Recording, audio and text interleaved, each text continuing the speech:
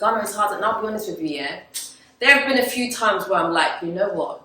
If I didn't have a house here, I would probably try another African country, and that's the truth. Hey guys, welcome back. Okay, so today's video is all about the reasons behind why Black Americans are moving back from Ghana to the States.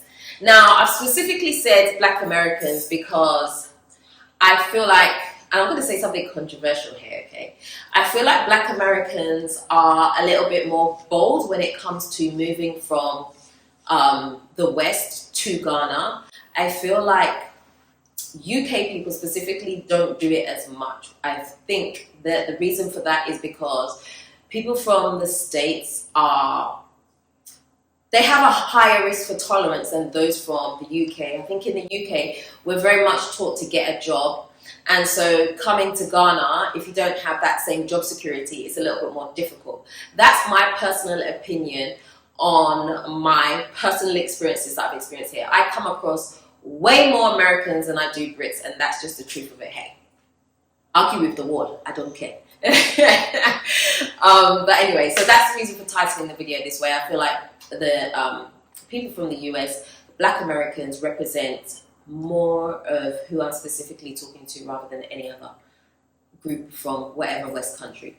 Anyway, so now there is definitely, I would say at the moment, I don't want to say an epidemic because that's too much. I can't find the right word, but there is definitely a surge of people returning back to the States from Ghana. So I feel like when the year of return happened in 2019, Ghana was kind of open to the world. A lot of people wanted to come here, explore. They feel like they could start again, you know, new opportunities, everything was fresh. And that really brought a lot of people here. And I think, and I always say this whenever I do these types of videos, that usually people get to like around about a 2-year hump, and then they go back for one reason or another. There's only a few people that are able to withstand that time and kind of get over the hump to be able to say, okay, and really make Ghana home. Now the thing is, I don't necessarily think it's a 2-year hump thing that's happening at the moment. I think right now things are just very, very difficult for people, and the realization for a lot of people has actually come true. So this is not the 2-year hump. This is something else that's happening right now that I'm seeing with people, is that they are packing up and they're leaving even if they've been here for a good few number of years. And I believe that there are reasons behind that. Now, some of the reasons I'm going to go over, hopefully I can remember them because I was thinking about this earlier. Hopefully I will get it all off my chest here. Now, I think firstly, one of the reasons is that people have come to explore and things haven't gone according to plan. Now, when you come to Ghana, no matter how much planning you do, you cannot plan for every single eventuality. And remember that when you come, you're coming to a new experience. This is not going from one West country to another West country where there are systems in place to maybe protect you. There are things that can help you. It's not like that. It's very, very different. So literally when you move to Ghana, anything can happen. You know, Ghana is very up and down. So you might have a time in Ghana where things are beautiful. Things are running for you, everything. And then you may have to go through a period in Ghana where, hey, this is tough, like, this is like, and you know, sometimes, you know, you're in that space where you can't see a way out, and it's for you to fight and come out the other end, or know that there is light at the end of the tunnel. And that can be very difficult for people, especially when they feel like they have adjusted to Ghana and they feel like they understand the system. But it's only really until something happens that you kind of wake up from that sleep where it's not like that. Things can go wrong, even if you've been here for 4 or 5 years. Things still happen, and I think that's what people are sort of beginning to see here. So, you know, last time we were talking about, you know, I said don't stop calling people scammers, right? But let's be honest, there are people here who are scammers, right? And I'm not talking about the diaspora, I'm talking about everybody, Ghanaians, diasporans, everybody. Like, there are scammers within the system, and some people have fallen prey to some of those things. And so when that happens, it shakes people, and they feel like it leaves a bad taste in their mouth for Ghana. And I feel like a lot more people are speaking up when things go wrong for them, even if it wasn't a scam, but just things go wrong, things don't go well. Like, they bought some land, and then maybe there was an issue with the land, so they're having to rebuy the land, and you know, things are just not quite as smooth, or even the fact perhaps maybe that you've come here, you've experienced Ghana for a few years, and you feel like you've had enough, and that's okay to have enough, because you know, I don't believe in the whole thing of I moved to Ghana and now this is the only place that I can ever live in my whole life. Some people will come to Ghana and they'll find that their time in Ghana has come to an end, right? So they might have been here for 5 years and you feel like, okay, I've done my time in Ghana. I want to try somewhere else. And that's also perfectly acceptable. And so I feel like after a year of return, I think that some people are going through that transition now where they're like, they just want to try somewhere else. Maybe they want to try South Africa. They want to try Kenya. They just want to try some of these other African countries. Or sometimes they just want to go back home.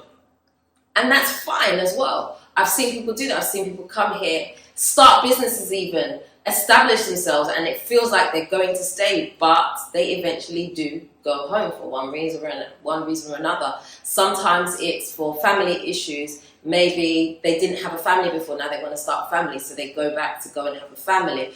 Or sometimes their children are a certain age and they feel like they want to put their children into a school. You know, schools here, if you have children putting your school here, your child in school here, it takes a lot of finance. It's almost like putting your child into private school in the West. It's, you know, it's like having a mortgage, and so not everybody wants to do that. So sometimes your children get to a certain age where I've got to take them back, and so their time in Ghana kind of ends and they go back, you know, they're trying to work out how they can make it work. You know, various different things pop up for people. Life happens, basically. Life happens. And so people sometimes have to transition back to wherever they've come from, or another journey somewhere else. And that's, like I said, that's perfectly acceptable if that's what is going to happen. But I think another reason that, you know, a lot of Black Americans are also moving back is job opportunities, finance. Things get tough, the fluctuation of the city and all of that, it can really affect you a lot. And I've said this before, like if you don't come to Ghana with the mindset that this is where I'm coming to stay, and you leave yourself always open to, I'll just go back, it's just a 6-hour flight, it's just a 16-hour flight, it's a 13-hour flight, whatever, you're gonna go back, because anytime anything shakes you, you're going to go back, and Ghana is definitely going to shake you. But the thing about Ghana shaking you is that it actually puts you through a fire to refine you. And not everybody can withstand that fire, and that's fine. And this video is not about trying to shame people that can't make it here. It's not about you can't make it here, it's just that sometimes life happens, things happen, circumstances change, and so where the influx of people came in and felt like they could make it, they can live here, after some time, the realization really does hit where they feel that this is not a long-term game plan. For some of these people, they have bought houses already. They have established themselves, they've established businesses, and they just have to move on. And that's fine. And that is absolutely fine. And that's why I always say as well, like, meeting people here, like making friends can be very difficult because you just don't know who's next. It's almost like there's a line. It's like people are in their line. It's like, okay, you go next, you're next. Okay, did you make it? No, you didn't make it. Okay, well, you go. Okay, you passed, you go. You didn't pass, do you know what I mean? It's kind of like that. And so the transition for people can be difficult. You know, Ghana is romanticized so much by people that it leaves them open for disappointment all the time, and it happens. And I feel like not enough people are speaking up about the realities of what it is to live here. You know, the last few videos that I've done, I've noticed that there are people now coming into the comment section where they're like, "Oh, thanks for this information. I'm not coming to Ghana," or you know, like comments like surrounding that. And I do these videos not to put people off coming here, but to prepare you so that when you do come here, you understand what you're getting into and you're not romanticizing Ghana, because Ghana is hard. And I'll be honest with you, yeah, there have been a few times where I'm like, you know what? If I didn't have a house here, I would probably try another African country. And that's the truth. And that might shock some of you because I am Ghanaian. But sometimes I do feel like I would like to try somewhere else But for me, starting over in another African country would be it would be a lot, especially if I didn't understand the culture. I think even though I'm Ghanaian and I've come to Ghana, I've experienced some things here which I didn't expect. And so for me, I have that mindset of if I was to take that same thing and go to another country, but this time without any background knowledge, that would be quite frightening for me. So I mean, I don't understand how some of you do. You just pick up and leave and come to Ghana. Like, what? That thing always amazes me. But yeah, there's definitely been times where I've been like, I would like to try somewhere else, you know. And I think that's pretty normal. I think that people go through phases here as well. And you have to understand the phase that you're in when you come here. Sometimes you need a break from Ghana. You just need it's not that you even want to leave, you just need a break. You might need a 6-month, a 1-year break. You need to go back to wherever, get the realities of wherever it is you're from, and then perhaps come back. Again, it's acceptable. I just don't think that there's one way to do Ghana. Sometimes things are going to work for you like this, sometimes they're going to work for you like that. You don't have to move to Ghana full time. You don't have to be here forever for you to say, yeah, this is where I'm residing. You can come and go. I know people that come and go all the time, and again, it's perfectly acceptable. I keep saying that today. It's perfectly acceptable. But there is definitely an influx of people leaving right now. I've seen a lot of people leave recently for one reason or another. Businesses shake. Things just don't go according to plan. Life changes. You know, there's all these things that happen, and so it's shaking people. It really is. And I've said this before, but you know, when people like me do these videos where we talk about Ghana, honestly, not everybody likes it. They feel like we're putting a bad light on Ghana, we're saying negative things. It's not. It's just the reality of what it is here. Like I said, there have been times I wanted to pack up and go. There have been things that have happened to me here. I'm like, listen, this is too much for one person. And let me tell you this really interesting conversation I had with someone this weekend. I'm not going to say who the person was, but I had a conversation with someone this weekend, and they were like he's come to Ghana with his whole family, his wife and his kids and everything. And he said to me, you know, if, God forbid, I was to pass away, I know my wife could not stay here. And I thought, that's so interesting. He said, no, because I wasn't complaining. I was expressing my frustration about certain things in Ghana. I was like, oh my gosh. You know, you run out. I'm one person. Like, you run out of water. There's a leakage somewhere. You know, this is broken. That is broken. I need this done. And I'm one person. I'm a single person. I'm trying to juggle all these things. I have all these things going on in my life where I'm trying to juggle, you know, the kids. I'm trying to juggle a home. I'm trying to juggle a business, and it's all on me.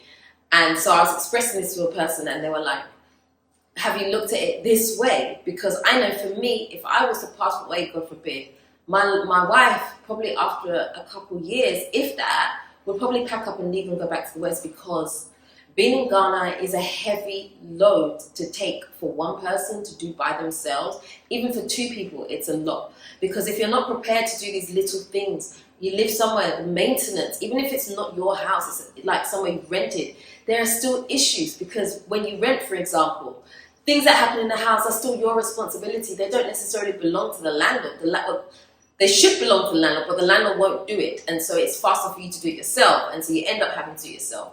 There are some things that we don't expect that just happen here. And it can be tough. And so when he said that, I was like, my gosh. I kind of stopped for a minute in my mind. And I was like, you know what, Dela, you're doing really well.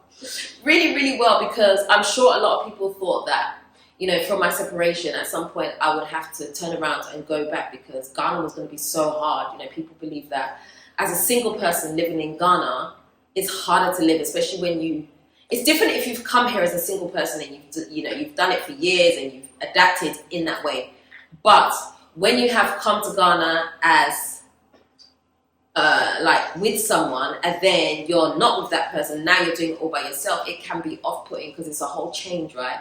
And so I gave myself some props. I was like, you know what, Dela, you're doing really well. Like, you've had these challenges, you know, you've had to go to court, you've had this happen, that happened, put the children in school, you had to take them out, financials, this, that, the other, like continued battles, you know, the divorce process, like so many things that could have crushed other people or would have crushed other people. Like, I have been able to endure, and I'm I'm not a superhero. I still have emotions, like I still feel a way about things somehow. But for me, Ghana is it's home for me, and I just accept the fact that not everything is going to be perfect all the time. But I know that if you can make it in Ghana, the sacrifice that you make in certain things can be huge gain in other ways.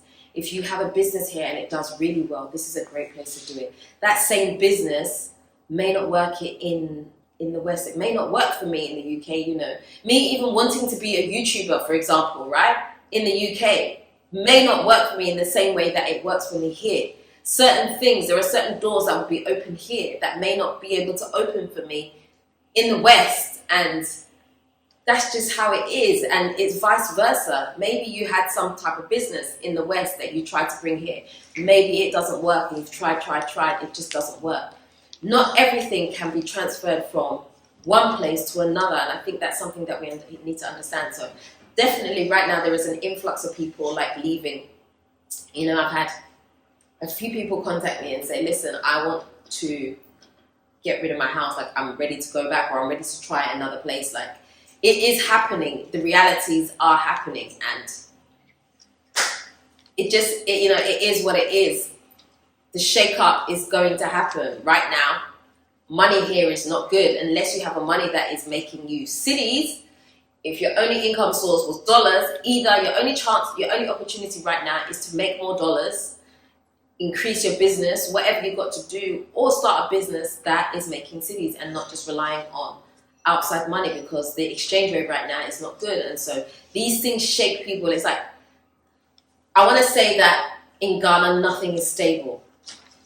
And what I mean by that is that what works today doesn't necessarily work tomorrow here. And so if you're someone who likes things to just be like this all the time, just steady. Everything is steady. Okay, I've set up, I've got my house now, I've got my business going, and you expect it to just be steady. It's not going to happen here for you. It's not going to. I'm just breaking it to you. It's not going to happen. You're going to have this. You're going to have this. Sometimes you're going to be up, sometimes you're going to be down. Sometimes you're going to be down, sometimes you're going to be up. Sometimes you think you're down, and then you go even lower. Like, that is the reality of living here. And I think if you can accept that, then you can be here. If you can't, then it's going to be harder for you to adjust. As I said, life happens.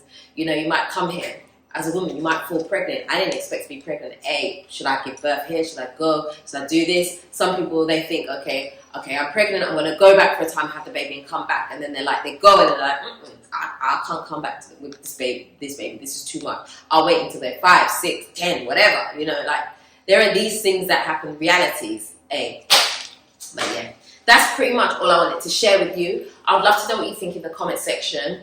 But, and especially if you're one of these Americans, African Americans, or even, it doesn't even matter, it doesn't have to be African. If you're from the West and you've moved to Ghana, you've been here for some time, 3 years, 4 years, 5 years plus, whatever, and you find that, you know what, I need to go back. I'd love to hear from you in the comment section as to the reason why you're going back after this period of time, and why Ghana is not the same for you anymore. Why you feel like the peace that you came to gain, and that you did gain to some extent, is not the same anymore.